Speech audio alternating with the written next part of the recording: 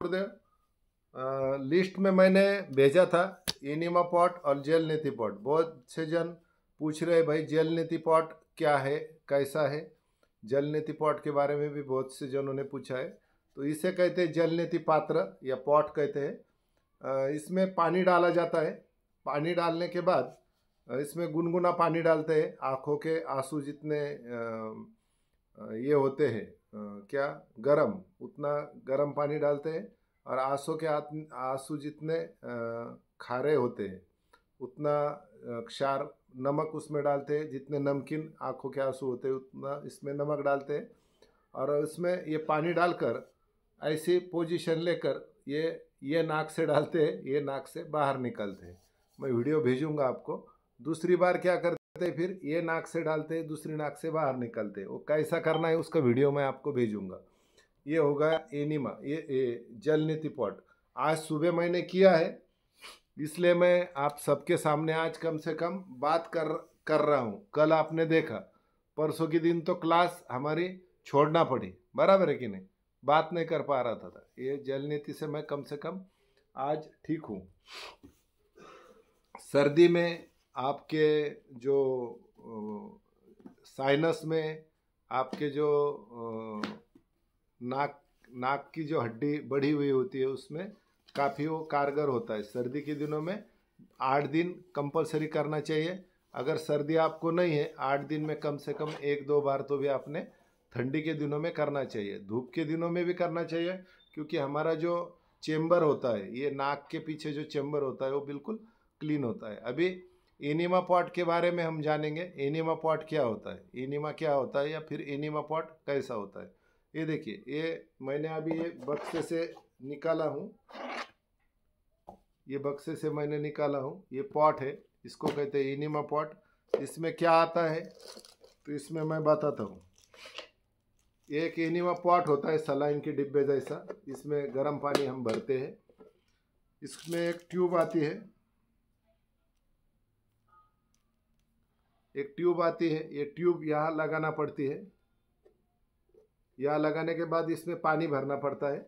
और यहाँ एक हुक लगाने के लिए, कील लगाने के लिए जगह होती है, उसको इस तरह से ऊपर लटकाना होता है ताकि हमें एनस की जगह तक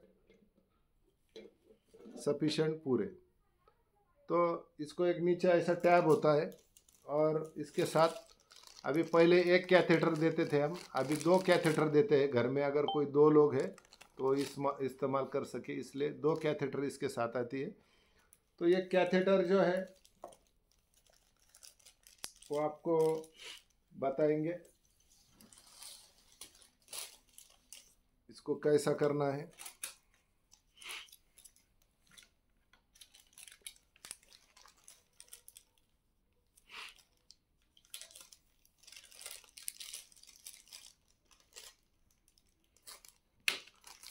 इसको ये कैथेटर आती है, इसको ऐसे लगाना है। यहाँ पर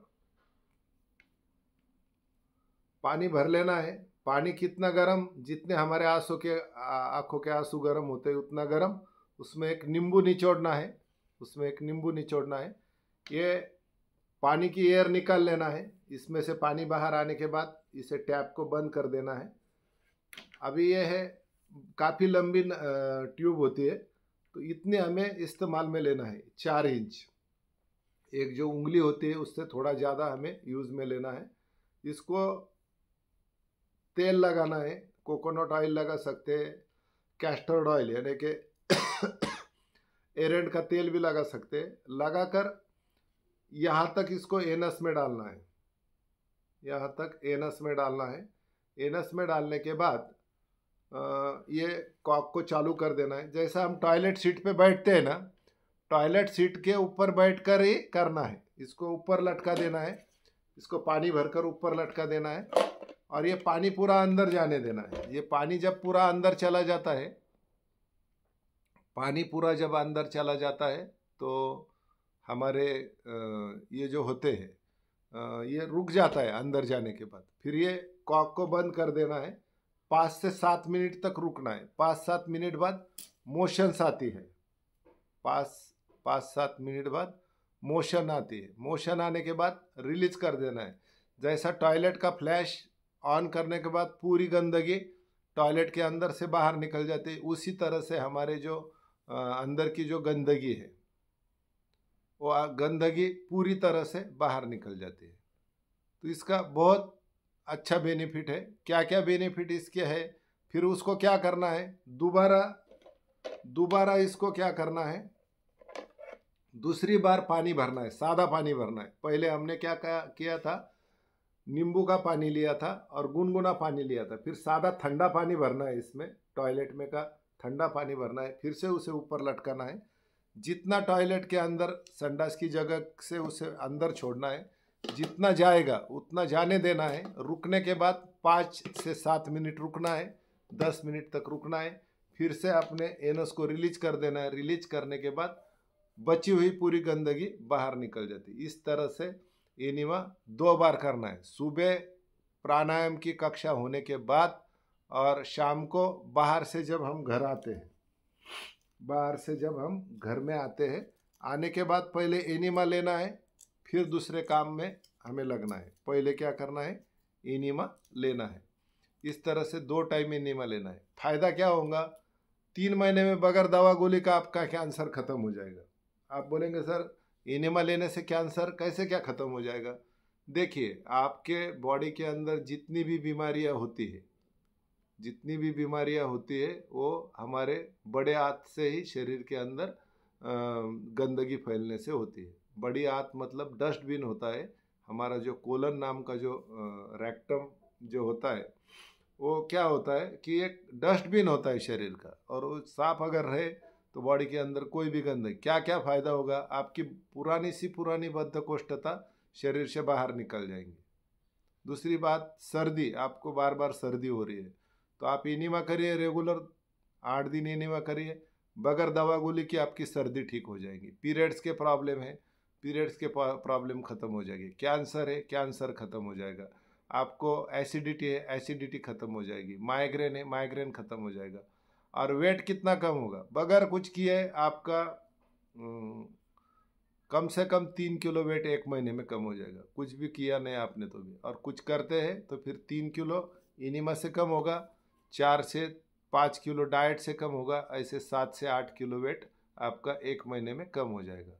इतना फ़ायदा इनिमा का है, और आपको मैं बार बार कह रहा हूँ तो आप उसके तरफ ध्यान नहीं दे रहे। तो किसी को कुछ एनिमा के बारे में अभी डाउट पूछना है तो आप पूछ सकते हैं। जय गुरुदेव. जय गुरुदेव. एकदा एनिमा सुरू केला की कंटिन्यू 8 दिवस 2 वेळ घ्यायचा की अजून जास्त? नहीं, आपको क्या शिकायत है, आपको अगर कोई बद्धकोष्ठता है, ऐसी कोई बीमारी है तो आप 3 महीने कंटिन्यू एनिमा कर सकते हैं। बहुत जनों को आशंका होती है आदत लग जाएगी, ऐसा होगा वैसा होगा। कुछ भी नहीं होता। घर साफ करने से क्या आदत लगती है क्या? जैसे हम घर को रोज़ साफ करते हैं निर्मलताई, उसी तरह से एनिमा से हम हमारे शरीर का जो डस्टबिन है, रेक्टम है, कोलन है, उसे क्लीन करते हैं रोज़ का रोज़। उसके कोई आदत नहीं है, उसका कोई साइड इफेक्ट नहीं है। खाली गुनगुना पानी लेना है, काफ़ी गर्म पानी नहीं लेना है और बहुत ठंडा पानी भी नहीं लेना है। रूम टेम्परेचर का पानी ले सकते हैं, या फिर गुनगुना पानी हमेशा आप इस्तेमाल करें तो और बेहतर है। और इसके अलावा भी जिनको वात है तो उन्होंने क्या करना है, 1 चम्मच त्रिफला पाउडर रात को भिगोना है, सुबह उसे उबालना है, छानकर एनिमा पॉट में डालना है और एनिमा करना है। बहुत अच्छा असर होगा। और बहुत ही ऐसे उंगलियां टेढ़े मेढ़े हो गए, बहुत जनों के ऐसे उंगलियां ऐसे टेढ़े मेढ़े हो जाती है, तो क्या करना है, एरंड का पत्ता आता है, एरंड का पत्ता, एरंड का पत्ता आपने लेना है, उसको बारीक टुकड़े करना है, उबालना है उसको, 1 गिलास 2 गिलास पानी डाल के आधा करके उबालना है, उसी को छान लेना है। वो पानी इनिमा के साथ 1 नींबू डाल के लेना है। 8 दिन में आपकी वात की शिकायत खत्म हो जाएगी। सादा नहीं, इनिमा एक औरत थी और उसको काफ़ी सालों से उसको कैंसर था, करीबन 3 सालों से कैंसर था। हर एक डॉक्टर, हर एक दवा खाना, हर एक पैथी की ट्रीटमेंट लेके वो थक गई थी। मेरे जैसा एक पागल डॉक्टर उसको मिल गया, उसने एनिमा के बारे में उसको बताया। उसने क्या करा, सब दवाई बंद कर दी और कंटिन्यू 3 महीने एनिमा किया। हाँ, तो 3 महीने एनिमा करने के बाद डॉक्टर वीना, उसकी जो शिकायत थी कैंसर की, वो 3 महीने बाद बगैर दवा बगैर गोली की कैंसर उसका क्योर हो गया। इनिमा को आप कैजुअल मत लीजिए। इनिमा ये नेचुरोपैथी में सबसे ग्रेट क्रिया है, उसे कहते हैं इनिमा क्रिया। ग्रेट है, सबसे ग्रेट। बगैर दवा बगैर गोली की बीमारी आपकी ठीक हो जाती है। वजन बगैर दवा गोली का कम हो जाता है। रेगुलर इनिमा लेने से डायबिटीज आपका कंट्रोल में आ जाता है। हृदय रोग होता है, क्यों होता है मालूम है कुणाल जी? हृदय रोग की शिकायत क्यों होती है? हार्ट में ब्लॉकेजेस और कोलेस्ट्रॉल क्यों बढ़ता है? जब हमारे खाना जो है बराबर हजम नहीं हुआ, तो खाने में से जो हमारा बैड तत्व है, बुरे तत्व है, वो खून के रास्ते हमारे खून में जम जाते हैं। इसी को बैड कोलेस्ट्रॉल कहते हैं। कोलेस्ट्रॉल बढ़ने से हमारे हार्ट के ब्लॉकेजेस बढ़ जाते हैं। रेगुलर एनिमा लेने से पेट बराबर साफ रहता है। पेट बराबर साफ रहने से आपकी कोई भी आपको शिकायत नहीं रहती, हार्ट की कोई शिकायत नहीं रहेगी। जिनको हार्ट के ब्लॉकेजेस है, 3 महीना कंटिन्यू एनिमा लो, कुछ भी दवा गोली मत लो। रोज़ 1 घंटा सुबह शाम को आधा घंटा योग प्राणायाम कीजिए, और 3 महीने बाद आप चेक करिए। स्मूदी भी लेना है, स्मूदी भी लेना है उसके साथ। तो 3 महीने बाद आपके कोलेस्ट्रॉल की रिपोर्ट चेक करिए। अगर कोलेस्ट्रॉल नॉर्मल नहीं आया तो मैं आपके सामने बैठूंगा नहीं। स्मूदी में क्या लेना है वो आप मुझे मैसेज कर सकते हैं। मेरा नंबर सभी के पास है ही है, तो नहीं है तो फिर से एक बार दोहरा देता हूँ, 9225615555। किसी को अगर कुछ और उसके बारे में, इनिमा के बारे में या जल नीति के बारे में किसी को कुछ पूछना है तो आप पूछ सकते हैं। गुरुजी, आणि त्याच्यानंतर एनिमाच्या नंतर किंवा आधी जेवणामध्ये किती गॅप असावी, किती वेळ? 3 घंटे बाद हम एनिमा कर सकते हैं, क्योंकि हमारा जो हम खाना खाते हैं उसे पचने में 1.5 घंटा लगता है। उसे कुछ केमिकल्स हमारे बॉडी में मिलाए जाते हैं, उसे डाइजेस्ट करने के लिए और यूटिलाइज होने के लिए 3 घंटे लगते हैं। आप 3 घंटे के बाद एनिमा ले सकते हैं। दूसरा एक सवाल आणि आपने पूछा नहीं है, लेकिन मैं बता देता हूँ। नेचुरल टॉयलेट आने के बाद इनिमा करना है का, ऐसे बहुत जनों का सवाल होता है, आपने किसी ने पूछा नहीं।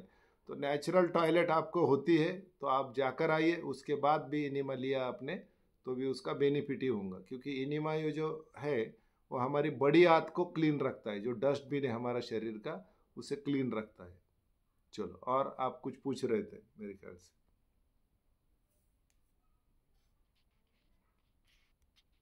जय गुरुदेव, आप कुछ पूछ रहे थे।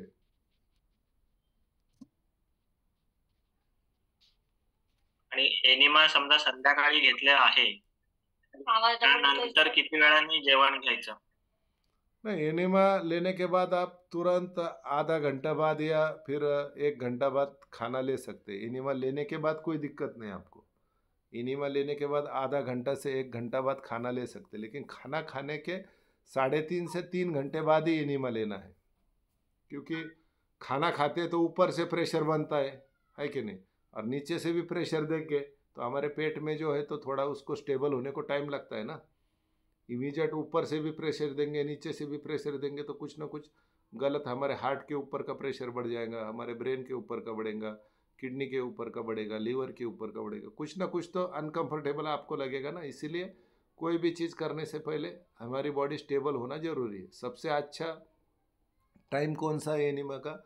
टॉयलेट को जाने के बाद भी आप एनिमा ले सकते हैं, और योग प्राणायाम करने के बाद एनिमा लेने से क्या होता है, बहुत से हम हलचल करते हैं ना, आसन करते हैं, तो हमारे बॉडी की गंदगी ऑलरेडी बड़े आंत में जाके स्टोर हो जाती है। फिर एनिमा लेने के बाद दिन भर हमारा वो बड़ी आंत जो है तो क्लीन रहती है।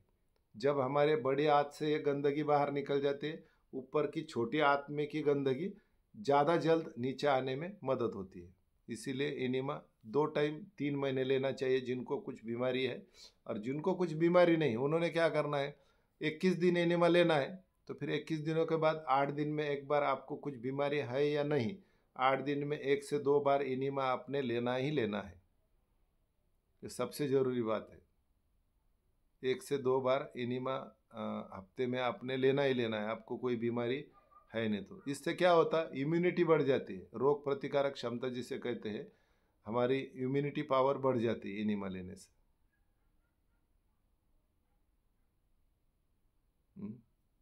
चलो, और कुछ सवाल है? जल्दी जल्दी पूछे, वीडियो बड़ा हो जाता है, यूट्यूब पे जाता नहीं फिर वो।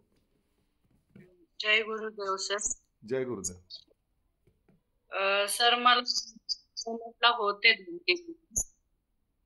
काय? तर इनिमा घ्यायला पाहिजे. एनिमा घ्यायलाच पाहिजे. तुमच्या शरीरावर सूज आहे कुठल्याही भागावर, तुम्ही एनिमा घ्या. एक 8 दिवसामध्ये तुमच्या पायावरची, हाथावरची, चेहऱ्यावरची सर्व सूज नाहीसी होऊन जाते एनिमा घेतल्यावर. एनिमा लेने के Okay. बहुत फायदे हैं. शरीर की हमारी बीमारी की शुरुआत बड़ी आंत से होती है. जो कुछ डाइजेस्टिव सिस्टम रिलेटेड जो कोई बीमारी है वो सब बड़ी आंत से शुरू होती है और बड़ी आंत में ही ठीक होती है. पालेभाज्या भरपूर सांगितलं आता. मांस अभी असल्यामुळे. एनिमा का सब्जेक्ट चालू है. आप एनिमा से रिलेटेड कोई सवाल पूछिए, नहीं तो हम वीडियो बंद कर देंगे, क्योंकि वीडियो ज़्यादा बड़ा होने के बाद क्या हो जाता है कि वो यूट्यूब पे भी नहीं डाल सकते और ग्रुप पे भी नहीं डाल सकते हम. आपको एनिमा के बारे में कुछ सवाल है तो पूछिए, नहीं तो हम ये वीडियो क्लोज करेंगे. आपको कुछ पर्सनल सवाल पूछना है बीमारी के बारे में तो आप पूछ सकते हैं बाद में. अभी मैं ये बंद कर रहा हूँ एनिमा का वीडियो.